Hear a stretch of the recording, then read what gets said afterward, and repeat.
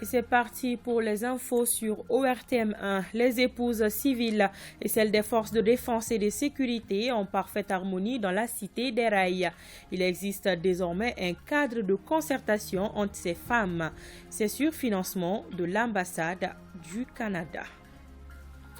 Dans ce 13h, il sera question des journées culturelles de Ombori, une commune du Mali située à Douanza, dans la région de Mopti. Les ressortissants de la dite ville ont pris d'assaut le CICB pour parler de Ombori sur toutes ses facettes. Voilà les titres. Bonjour à tous. Merci de nous avoir choisis pour vous informer. Les ambassadrices pour la paix APP Mali sont plus que jamais mobilisées pour apporter leur pierre à la construction de l'édifice national. Elles ont organisé un meeting de bénédiction aux autorités de la transition. Cela après la prière du vendredi dernier dans toutes les mosquées sur le territoire national. L'événement est parrainé par Habib Silla, le président du Haut Conseil des Maliens de l'extérieur. Drissa Koné a fait le reportage. Composées de toutes les confessions religieuses du Mali, les ambassadrices pour la paix APP Mali prient pour la nation. Ce meeting de bénédiction au Palais de la Culture Bazmana Sissoko coïncide avec la commémoration de la journée du 26 mars. On a pris le 26 mars parce que c'est la journée des martyrs. Il faut refonder le Mali. S'il faut le refonder, il faut se baser sur quelque chose. On pense que cette journée nous procurera une bénédiction pour que en tout cas, le Mali puisse sortir de cette crise. Première du genre dans la commémoration du 26 mars, cette mobilisation des ambassadrices pour la paix au Mali est un engagement patriotique, une initiative saluée par le représentant du parrain.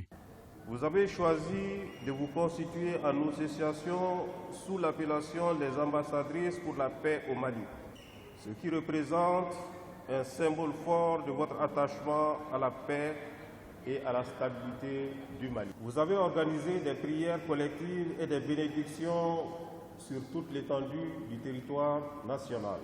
Aujourd'hui, c'est un meeting que vous organisez pour montrer votre attachement aux autorités de la transition. Cette journée de bénédiction a été ponctuée des chants bibliques et coraniques ainsi que des exposés sur le rôle de la femme en temps de crise. Je le disais dans les titres, le Canada soutient les actions civilo-militaires des femmes de la région de Kaya. Cette initiative vise à créer un cadre d'échange et de partage entre les femmes dans les domaines socio-économiques. La finalité est d'asseoir une paix durable. Les précisions de Benoko Fofana. Briser la glace entre non seulement les épouses militaires et celles des civils, mais aussi des forces de défense et de sécurité et population, afin de rétablir la confiance. C'est tout le sens de la mise en place de ce cadre de concertation initié par les épouses militaires et civiles de la région de Kaya. Nous, femmes militaires et puis civiles, nous avons initié cette activité, c'est-à-dire ce cadre de concertation par rapport à la méfiance qui s'installe entre les civils et puis les forces de défense et de la sécurité pour renforcer la franche collaboration, le vivre ensemble entre ces deux structures. Aujourd'hui, la mobilisation de tous pour l'accompagnement des forces de défense et de sécurité est plus que jamais nécessaire pour une gestion efficiente et participative de la sécurité des personnes et des biens. Cette initiative doit être pérennisée pour galvaniser davantage les forces de défense et de sécurité et renforcer la paix et la cohésion sociale dans les pays. Cette initiative des épouses militaires et civiles est une préoccupation sécuritaire identifiée lors des activités de mise en œuvre de la police de proximité, un projet conjoint de l'IMRAP et Interpis. Nous encourageons vivement IMRAP et Interpis, FDS et la population civile à poursuivre et renforcer ces actions d'appui qui sont en droite ligne avec les politiques et programmes de développement du Mali. Ce projet de cadre de concertation entre les épouses militaires et civiles est financé par le Canada à plus de 2 millions de francs CFA pour une durée de 2 mois. Il vise 1300 personnes directes et indirectes à travers 4 séances d'échange et de sensibilisation de la population qui seront organisées dans les quartiers de Kaya. En troisième région, plus de 2 milliards 75 millions de francs CFA, c'est le coût global de la mise en œuvre du plan d'action quinquennal 2021-2025 de la politique nationale de protection sociale. Après l'évaluation des résultats de la mise en œuvre du plan 2016-2018, le présent document, qui fait objet d'appropriation et d'orientation, prend en compte les besoins non couverts des plans antérieurs et les insuffisances. La rencontre a regroupé au centre Sénoufo de Sikasso les responsables sociaux, sanitaires et les partenaires. On en sait plus avec Mousso Koroserimi et Amadou Dolo. Le nouveau plan quinquennal 2021-2025 de la politique nationale de protection sociale est un document de 63 pages avec annexes élaboré autour de 4 axes stratégiques. Il s'agit de l'extension du champ d'application personnelle et matérielle de la sécurité sociale, la lutte contre la pauvreté, l'extension de la couverture maladie par les mutuelles sociales et la coordination, suivi et évaluation du dit plan. Réunis autour des mêmes objectifs, la rencontre de Sikasso se veut un cadre d'appropriation et d'orientation pour ces acteurs sociosanitaires sur les actions et interventions en matière de protection sociale qui enregistrent aujourd'hui des avancées notoires. L'adoption de la déclaration de politique nationale de protection sociale en 2002 et de ses plans d'action 2005-2009 et 2011-2015 ont permis d'améliorer la couverture des risques sociaux de façon générale et en particulier le risque maladie. Élaboré par le gouvernement du Mali à travers le ministère en charge de la protection sociale et ses partenaires, le présent plan quinquennal prend en compte les insuffisances et les besoins non couverts des plans précédents, avec comme finalité d'assurer au mieux la prise en charge des risques sociaux de la population. Le besoin de couverture sociale de tous les segments de la population du Mali devient de plus en plus une préoccupation forte des autorités du pays, d'où la nécessité diligente de concevoir et de mettre en œuvre les programmes y afférents dans le cadre des réformes sociales. Et pour le financement global de ce plan d'action 2021-2025, il est estimé à plus de 2 milliards 75 millions de francs CFA. Partager les informations sur les activités de mise en œuvre du projet PADER Daouna avec les membres des comités régionaux de suivi. C'est l'objet d'une rencontre du comité technique de suivi du dit projet organisé à Ségou. Cette rencontre regroupe les différents acteurs de l'aménagement de cet espace pastoral situé dans la zone de l'Office du Niger. Les explications de Fousseini Samake. Cette rencontre vise à partager les informations sur les activités du projet du développement économique des territoires ruraux PADER Daouna avec les membres du comité régional de suivi.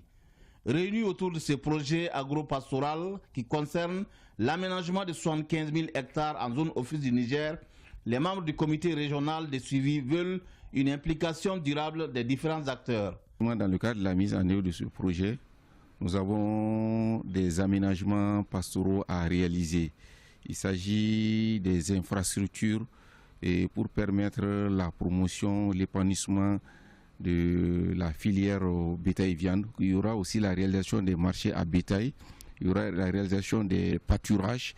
Ce projet PADER issu du contrat plan État-région cadre parfaitement avec les objectifs du programme de développement économique régional de Ségou. Il s'agit de faire le point de la mise en œuvre des recommandations de la première rencontre ordinaire du comité régional de suivi, présenter le compte rendu de la rencontre ordinaire du syndicat mixte élargi aux OP relatif au partage des TDR de la mobilisation sociale des acteurs pour la mise en œuvre efficiente du PADER Daouna, recueillir les points d'attention et les orientations et recommandations des membres du comité régional de suivi. On prépare à cette rencontre les représentants des services techniques, des organisations paysannes et ceux des collectivités décentralisées de la 4e région. Présentement, nous sommes à Gao, tenue des assises du comité d'orientation, de coordination et d'évaluation du programme de développement socio-sanitaire CROPSEP. 2 jours ont été nécessaires aux participants pour diagnostiquer le plan opérationnel 2021, le compte rendu de Sambari Aïdara. Ces assises du comité d'orientation, de coordination et d'évaluation du programme de développement socio-sanitaire CROCEP 2022 visent à faire l'examen du bilan de réalisation des activités de l'année écoulée au niveau régional et local par les acteurs socio-sanitaires, la planification et la validation des activités à mettre en œuvre au titre de l'année 2023. Dans le souci d'optimiser l'utilisation des précieuses ressources mobilisées par l'État et ses partenaires, j'aimerais, au nom de l'ensemble des partenaires techniques et financiers, inviter les deux ministères à continuer les échanges francs et fructueux afin d'assurer un plein épanouissement à toutes les populations. Les présentes assises du CROCEP se tiennent dans un contexte marqué, entre autres, par la pandémie du Covid-19, la crise politico-sécuritaire, la mise en œuvre du CRED 2019-2023 dans le cadre des ODD. Eu égard aux difficultés du contexte, le chef de l'exécutif régional note des avancées significatives dans le domaine socio-sanitaire. Les acquis de l'année 2021 ont été marqués par le renforcement du plateau technique et de compétences du personnel socio-sanitaire, l'ouverture de 11 nouveaux centres de santé communautaires CSCOM et de 45 sites SEC, soins essentiels dans la communauté. Rappelons que le comité d'orientation, de coordination et d'évaluation du programme de développement socio-sanitaire CROCEP est une composante du programme de développement socio-sanitaire PRODES qui concerne les districts sanitaires de Gao, d'Ansongo, de Bourem et d'Almoustrat en 7e région. L'Association malienne des jeunes musulmans de Mopti a organisé une série d'activités en prélude au mois de Ramadan. Il s'agit d'une conférence-débat sur l'importance de la bienfaisance d'un don de sang et la présentation de son nouveau bureau. Boubacar Sangari pour ORTM1. À quelques encablures du mois de Ramadan, l'Association malienne des jeunes musulmans, AMJM, a initié une conférence-débat sur le thème l'importance de la bienfaisance, une façon pour l'association de sensibiliser la population à faire des actes de bienfaisance. L'islam demande de faire le bien, d'aider les prochains. Quand on dit de faire le bien, ça englobe l'ensemble des œuvres humanitaires à l'endroit de son prochain qui est en difficulté. Et pour lier l'acte à la parole, l'association malienne des jeunes musulmans de Mopti a fait un don de sang. En prélude au mois de Ramadan, nous organisons chaque année, depuis 20 ans, un don de sang. C'est dans ce cadre que nous avons invité ce matin la population de Mopti à faire ce geste qui sauve la vie. Les autorités communales, pour leur part, apprécient cette initiative de l'AMJM. Je voudrais également réserver une mention spéciale à l'AMJM, plus précisément Bureau de Mopti, pour des efforts colossaux consentis pour l'amélioration de la santé, la paix, la cohésion sociale et le vivre ensemble. La cérémonie a pris fin par la présentation des membres du nouveau bureau de l'AMJM, un bureau composé de 18 membres et élu pour un mandat de 5 ans. Dans le cadre de la Journée mondiale de la météorologie, célébrée chaque 23 mars, la Direction générale de l'Agence nationale de la météorologie a procédé à un don de sang dans l'enceinte de sa direction. L'objectif est d'apporter leur contribution aux forces armées à travers le Centre national de transfusion sanguine. Pour plus de précision, écoutons la directrice générale adjointe de l'Agence nationale de la météorologie, Tandina Fanta Traoré, est interrogée par Souleymane Sidibé. Depuis 1950, le 23 mars de chaque année, la communauté internationale commémore l'entrée en vigueur de la convention qui a créé l'Organisation météorologique mondiale. Un thème mondial est donné, mais cette année, nous avons voulu plutôt faire un don de sang.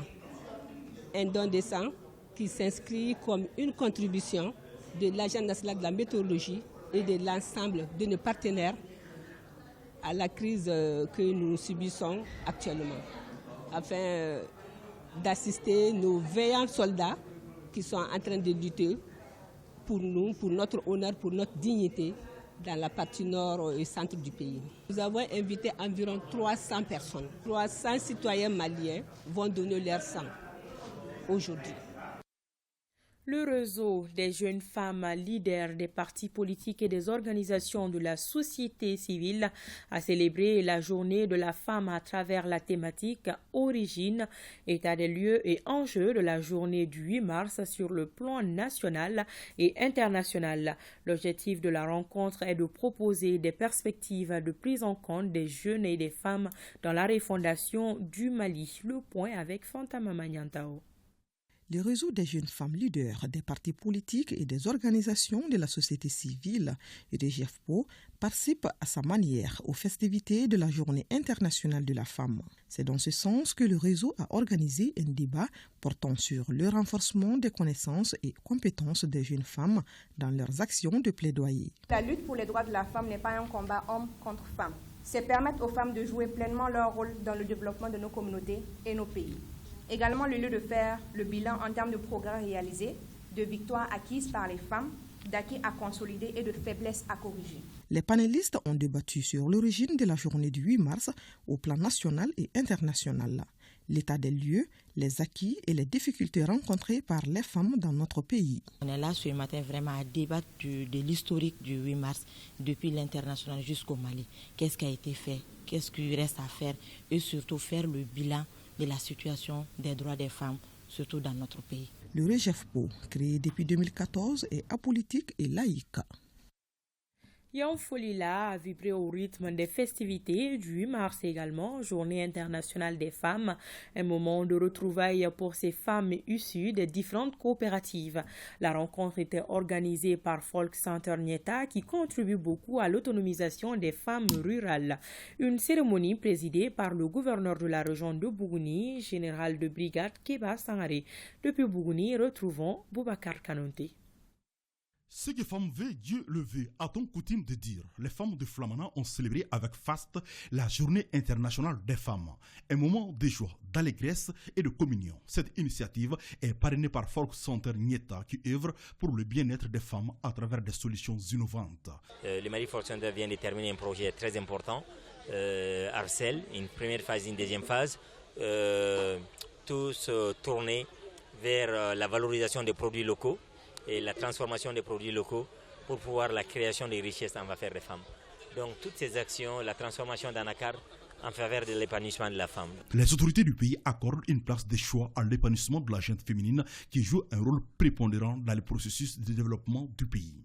Le 8 mars, c'est aussi une journée qui nous permet de réfléchir sur ce qui a été fait pour les femmes et sur ce que les femmes ont besoin pour leur épanouissement dans le futur. Je vous avoue que ces réflexions seront toujours d'actualité. Le terrorisme, l'insécurité, le changement climatique et surtout l'endoctrinement des jeunes au niveau des groupes.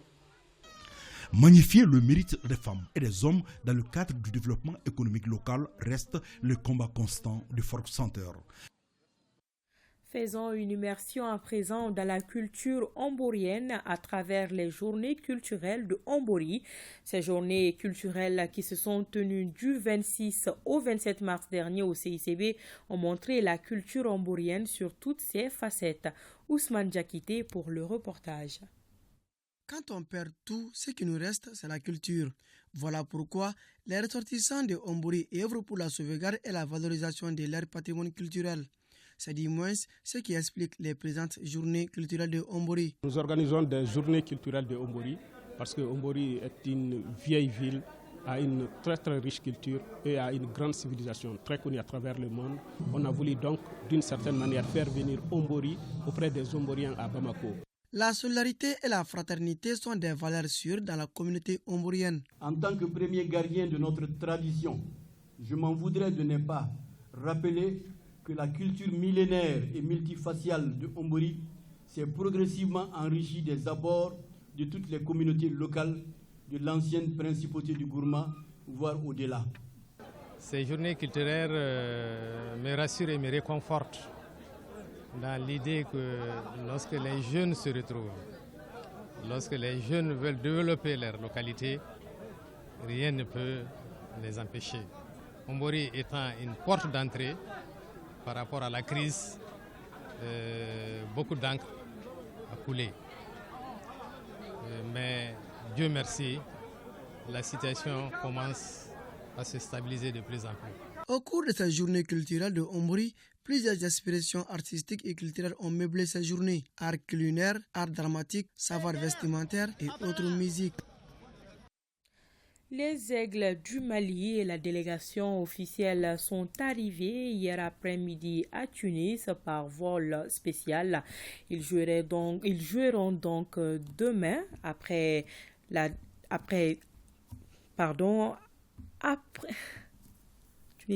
défaite 1-0 à Bamako face aux Tunisiens. L'air est à la concentration pour dégager la voie de la qualification en vue de la Coupe du Monde Qatar 2022. Le film de l'arrivée des Aigles avec nos envoyés spéciaux Siragatou Sissé. C'est à bord d'un vol spécial affrété par le gouvernement que les Aigles du Mali, l'encadrement technique et la délégation officielle atterrissent ce dimanche à l'aéroport international Carthage de Tunis. La température indique 19 degrés. À l'accueil, la colonie malienne composée d'étudiants scande les noms des joueurs.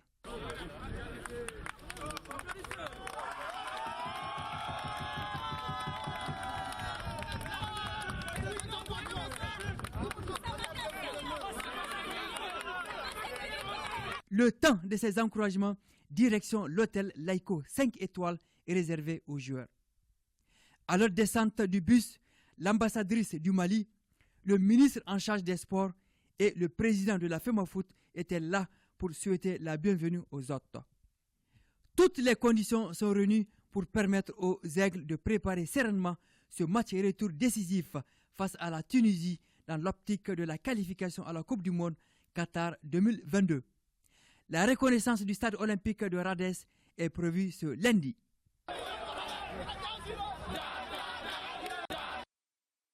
C'est tout pour cette édition. Merci de votre attention. À demain.